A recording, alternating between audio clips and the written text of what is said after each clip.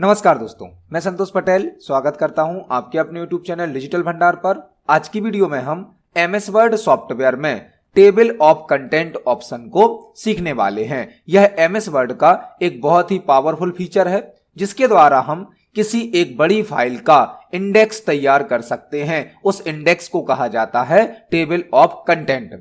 जब कोई book publish होती है, कोई नोट्स बनाया जाता है, कोई प्रोजेक्ट बनाया जाता है, कोई थीसिस बनाई जाती है, तो उसमें बहुत सारे पेज होते हैं और बहुत सारे टॉपिक होते हैं।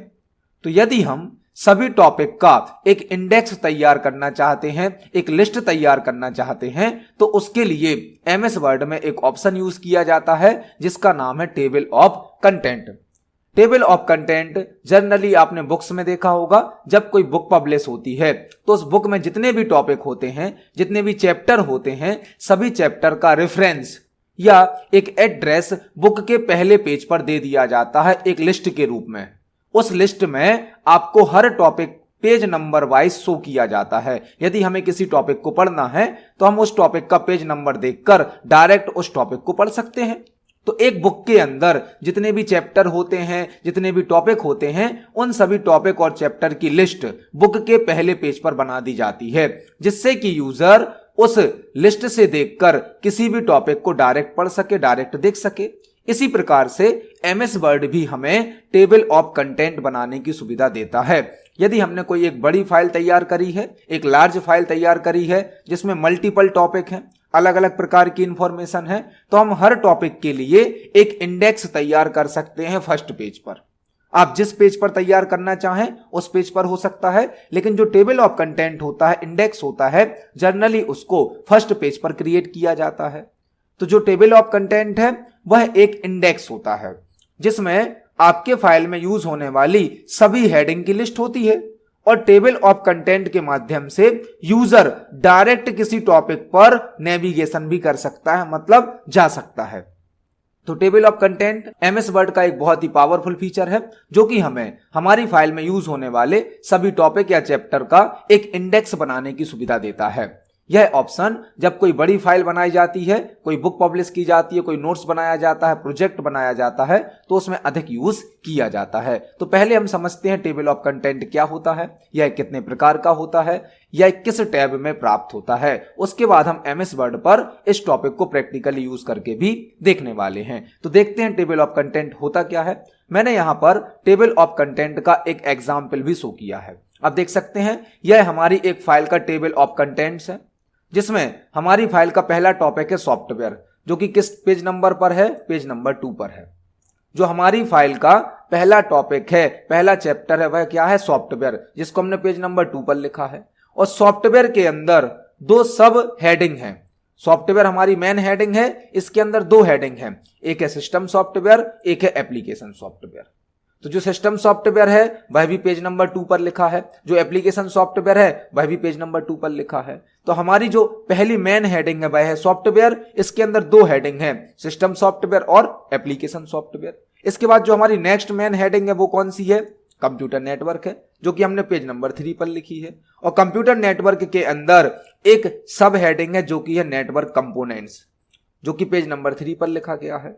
इसी प्रकार से नेक्स्ट मेन हेडिंग है हमारी प्रोटोकॉल एंड इट्स टाइप, जो कि पेज नंबर 4 पे लिखे हैं। इस प्रकार का जो इंडेक्स होता है, जो लिस्ट होती है, इसे कहा जाता है टेबल ऑफ कंटेंट, जिसमें आपकी फाइल के प्रत्येक टॉपिक की हेडिंग होती है और उससे रिलेटेड पेज नंबर भी होता है। यदि आपकी फाइल में मल्टी लेवल हेडिंग है, मल्टी लेवल हेडिंग मतलब एक मेन हेडिंग है, उसके अंदर कोई सब हेडिंग है, उसके अंदर भी सब हेडिंग है, तो यह ऑटोमेटिक हर लेवल की हेडिंग को अलग अलग रिप्रेजेंट भी कर देता है।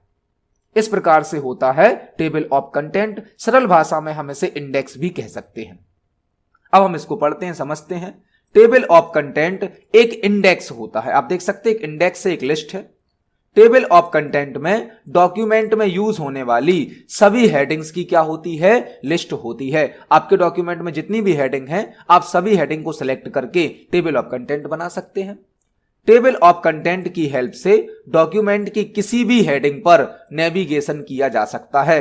यहां पर जितनी भी हेडिंग दिख रही हैं, आप डायरेक्ट किसी हेडिंग पर नेविगेट भी कर सकते हैं, मतलब डायरेक्ट किसी टॉपिक पर जा सकते हैं।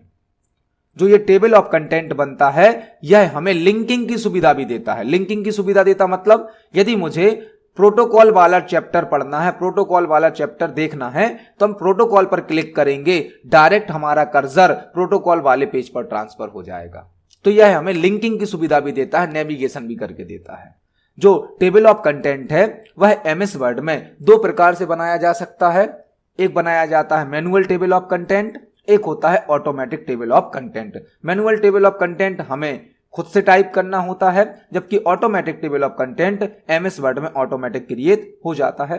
जो टेबल ऑफ कंटेंट है वह हमें एमएस वर्ड के रेफरेंस टैब में प्राप्त होता है। रेफरेंस टैब के माध्यम से हम टेबल ऑफ कंटेंट को क्रिएट कर सकते हैं। तो टेबल ऑफ कंटेंट क्या होता है? टेबल ऑफ कंटेंट एक इंडेक्स होता है जिसमें हमारी फाइल की सभी हेडिंग होती हैं और हम एक हेडिंग पर डायरेक्ट नेविगेशन भी यूज कर सकते हैं। तो अभी हमने टेबल ऑफ कंटेंट का इंट्रोडक्शन समझा, इसके टाइप्स को समझा। अब चलते हैं एमएस वर्ड सॉफ्टवेयर पर और टेबल ऑफ कंटेंट को प्रैक्टिकली बनाकर देखते हैं। अब हम अपने एमएस वर्ड सॉफ्टवेयर में आ गए हैं। यहां पर हमने एक फाइल तैयार करी है। इस फाइल में टोटल पेज हैं 7। हमारी फाइल में टोटल 7 पेज हैं। अभी हम पेज नंबर 1 पर हैं। हमारी फाइल में मल्टीपल टाइप के टॉपिक हैं, मल्टीपल टाइप के चैप्टर हैं। जैसे कि पहला टॉपिक है सॉफ्टवेयर, और सॉफ्टवेयर के अंदर भी कई प्रकार की हेडिंग है, जैसे कि सिस्टम सॉफ्टवेयर है, एप्लीकेशन सॉफ्टवेयर है। इसी प्रकार से जो हमारा दूसरा टॉपिक है वो है कंप्यूटर नेटवर्क, और कंप्यूटर नेटवर्क के अंदर एक सब हेडिंग है कंप्यूटर नेटवर्क कंपोनेंट्स। इसी प्रकार से हमारी फाइल में मल्टीपल टाइप के टॉपिक हैं, जैसे कि एक टॉपिक है प्रोटोकॉल। इस फाइल में मल्टीपल टॉपिक हैं। हमें इस फाइल के लिए एक टेबल ऑफ कंटेंट तैयार करना है। तो सबसे पहले हमें अपनी फाइल में जो जो हेडिंग हैं उनको हेडिंग में कन्वर्ट करना होगा। एमएस वर्ड में एक स्टाइल ऑप्शन होता है। स्टाइल ऑप्शन के द्वारा आप हेडिंग 1, हेडिंग 2, टाइटल, पैराग्राफ इस प्रकार की स्टाइल अप्लाई कर सकते हैं। तो आपकी फाइल में जो जो हेडिंग हैं उनको आपको हेडिंग में कन्वर्ट करना होगा। उसी के बाद टेबल ऑफ कंटेंट तैयार किया जा सकता है। तो सॉफ्टवेयर हमारी पहली हेडिंग है, तो हम सॉफ्टवेयर को सिलेक्ट करेंगे और यहां से इसको हेडिंग 1 में कन्वर्ट कर देंगे। अब देख सकते हैं जैसे ही हमने सॉफ्टवेयर को हेडिंग में कन्वर्ट किया, ऑटोमेटिक इसकी फॉर्मेटिंग चेंज हो गई है। इसी प्रकार से जो सॉफ्टवेयर के अंदर वाली हेडिंग है सिस्टम सॉफ्टवेयर, इसको हम बना देंगे हेडिंग 2, क्योंकि यह सॉफ्टवेयर टॉपिक के अंदर है। एक टॉपिक के अंदर मल्टीपल टॉपिक हो सकते हैं।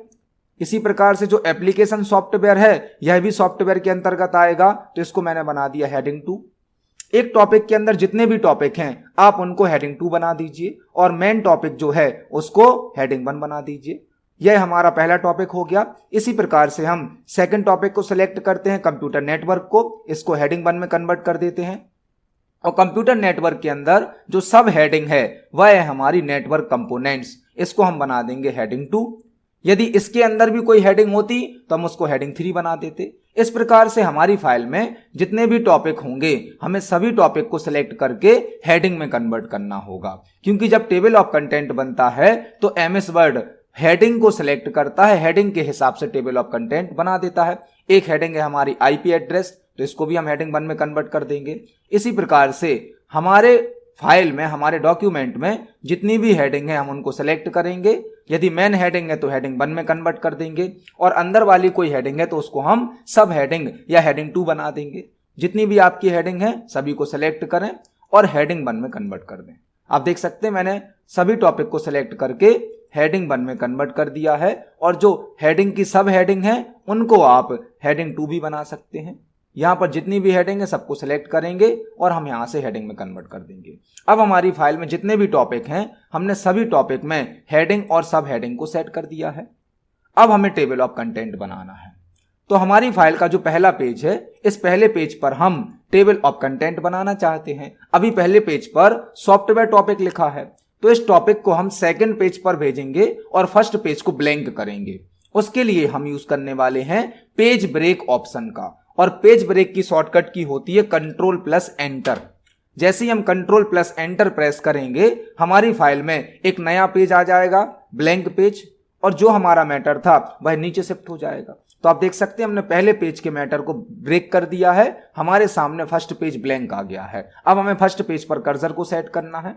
हमारी फाइल में अब टोटल 8 पेज हो गए हैं। क्योंकि 7 पेज पहले से थे और अभी हमने एक बार पेज ब्रेक किया है तो नया पेज आ गया है। यह हमारी फाइल का फर्स्ट पेज है जो कि ब्लैंक है। अब हमें फर्स्ट पेज पर कर्सर को सेट करना है और रेफरेंस टैब में जाना है, रेफरेंस टैब में, क्योंकि table of content reference tab में प्राप्त होता है। तो हम रेफरेंस टैब पर क्लिक करेंगे। यहां पर पहला ऑप्शन ही होता है टेबल ऑफ कंटेंट्स। आपको इस पर क्लिक करना है। यहां पर कुछ आपको टेबल ऑफ कंटेंट के टेम्पलेट दिए जाते हैं। आप यदि ऑटोमेटिक टेबल ऑफ कंटेंट बनाना चाहते हैं तो पहला है ऑटोमेटिक टेबल 1, दूसरा है ऑटोमेटिक टेबल 2। यह दोनों ऑटोमेटिक क्रिएट होते हैं। और यदि आप मैनुअल बनाना चाहते हैं तो सिलेक्ट करेंगे मैनुअल टेबल ऑफ कंटेंट को। और यदि आप एक्स्ट्रा टेम्पलेट यूज करना चाहते हैं तो माइक्रोसॉफ्ट की वेबसाइट से यूज कर सकते हैं। हमें यहां पर ऑटोमेटिक टेबल ऑफ कंटेंट बनाना है तो हम दोनों में से किसी भी एक स्टाइल को सिलेक्ट करेंगे और क्लिक कर देंगे। आप देख सकते हैं हमारी फाइल का जो पहला पेज था उस पर ऑटोमेटिक एक टेबल ऑफ कंटेंट बनकर आ गया है। इसमें हमारे हर टॉपिक के हिसाब से ऑटोमेटिक पेज नंबर आ गए हैं। जैसे कि हमारा जो पहला टॉपिक है सॉफ्टवेयर, वह पेज नंबर 2 पर है।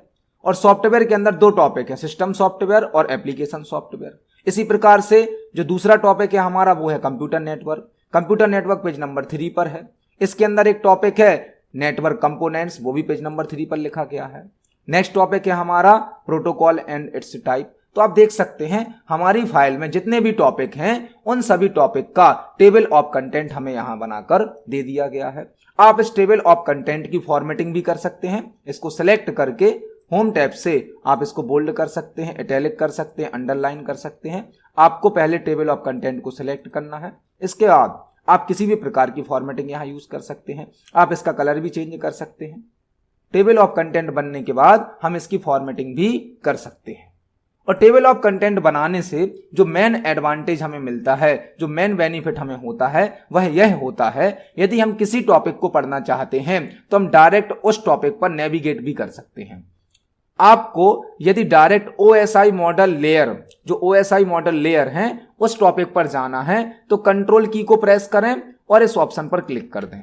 ऑटोमेटिक आपको कहां नेविगेट कर दिया जाएगा? OSI मॉडल लेयर पर। आपकी फाइल में जितने भी हेडिंग है, सब हेडिंग हैं जिनका आपने टेबल ऑफ कंटेंट बनाया है, यदि आप डायरेक्ट किसी हेडिंग पर नेविगेट करना चाहते हैं तो कंट्रोल की को प्रेस करें और उस हेडिंग पर क्लिक कर दें। MS वर्ड आपको ऑटोमेटिक उसी हेडिंग पर नेविगेट कर देगा। तो टेबल ऑफ कंटेंट बनाने से यह भी बेनिफिट होता है कि आप डायरेक्ट किसी टॉपिक पर जा सकते हैं, डायरेक्ट किसी टॉपिक को पढ़ सकते हैं। आप किसी भी टॉपिक को डायरेक्ट देखना चाहते हैं तो कंट्रोल की के साथ उस टॉपिक पर क्लिक कर दें।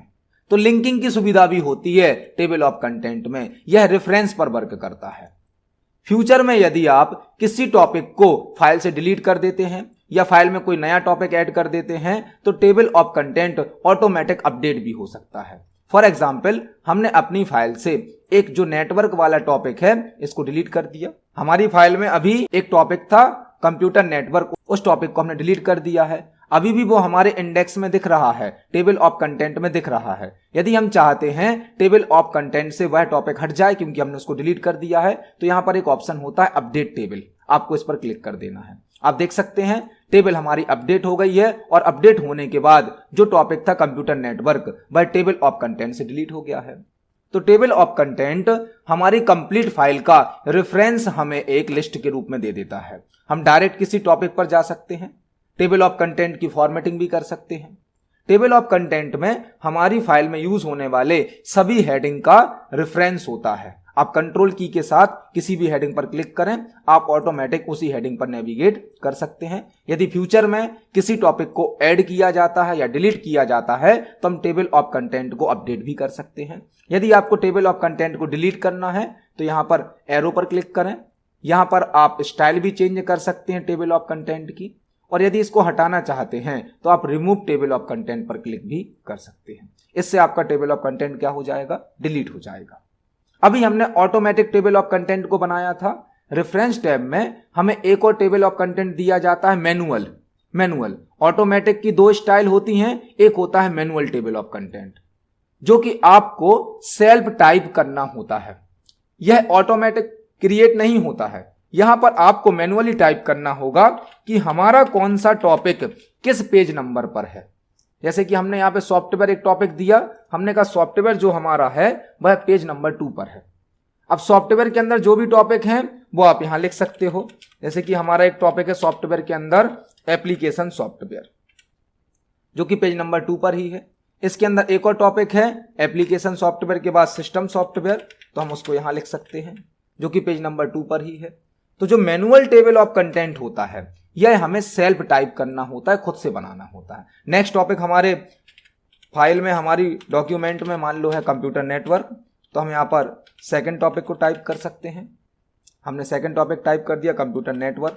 तो जो मैनुअल टेबल ऑफ कंटेंट है हमें यह सेल्फ टाइप करना होता है, यह ऑटोमेटिक अपडेट भी नहीं होता है। इसको यूजर के द्वारा मैनुअली टाइप किया जाता है, मैनुअली अपडेट भी किया जाता है। तो जब भी आप एमएस वर्ड में एक लार्ज फाइल बनाएं, कोई बुक बनाएं, कोई नोट्स बनाएं, कोई प्रोजेक्ट बनाएं, कोई थीसिस बनाते हैं, तो आप उसमें टेबल ऑफ कंटेंट का यूज जरूर करें।